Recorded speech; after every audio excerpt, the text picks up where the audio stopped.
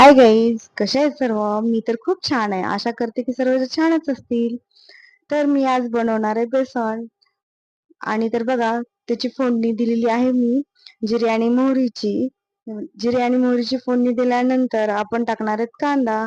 कांदा परतून घ्यायचा चांगल्या प्रकारे, आणि याची काही लिमिट नाहीये. आपल्या सर्वांना हे तर चांगलं समजतं की कांदा हे 5 मिनिट 2 मिनिट काय एवढा वेळ द्यायची गरज नाही. आपल्याला ते चांगला गोल्डन कलर येईपर्यंत त्याला परतावं लागणार आहे.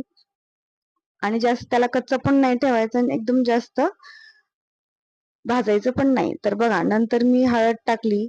हळद थोडासा कलर येण्यासाठी लागतो, नाही टाकले तरी चालतं, पण छान दिसते म्हणून हळद टाकायची.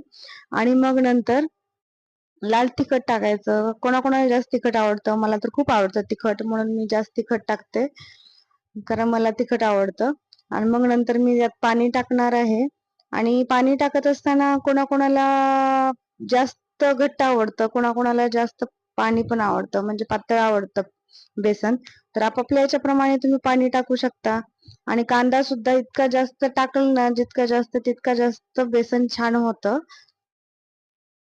आणि नंतर मग त्याला आपण वरून कोथिंबीर टाकूया. कोथिंबीर टाकल्यानंतर मग त्याला चांगली उकळी येऊ द्यायची बरं का.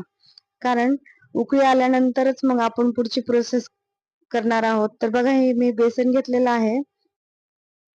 आणि मग नंतर बेसन आपण हाताने थोडंसं थोडंसं टाकत टाकत, बघा उकळी देखील आलेली आहे. मग आणि आपण बेसन थोडंसं टाकत टाकतच त्याला हलवणार आहोत, कारण ही प्रोसेसच खूप महत्वाची आहे. यातील गाठी निघाव्या लागतात, हळूहळू का होईना.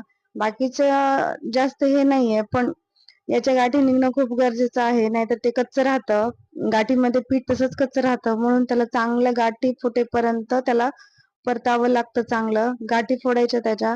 मी कधी कधी काय करते, गॅस बंद करते आणि बाहेर काढते, कढई बाहेर घेते थोडंसं, आणि मग नंतर चांगलं त्याला फोडेपर्यंत बाहेर हलवते आणि मग नंतर वरती ठेवते. बघा, माझ्याकडनं तर बाहेर देखील पडतंय, थोडंसं जास्त पाणी झालं वाटतं माझ्याकडनं.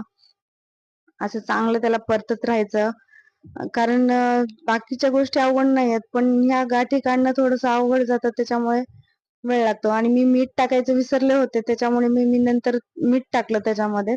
आणि पाणी जेव्हा आपण टाकतो तेव्हा मीठ टाकलं तरी चालतं, आणि आता देखील चालतं, कारण यात काही फरक पडत नाही. कारण मी खाऊन बघितलं, तेव्हा ते चांगलंच लागलं आणि चांगलंच मीठ मिसळलं होतं. बघा, अशा प्रकारे मी बेसन केलेलं आहे. आणि तुम्ही, आणि महत्वाचं म्हणजे की तेल सुटेपर्यंत त्याला झाकून ठेवायचं, मग छान होतं. आणि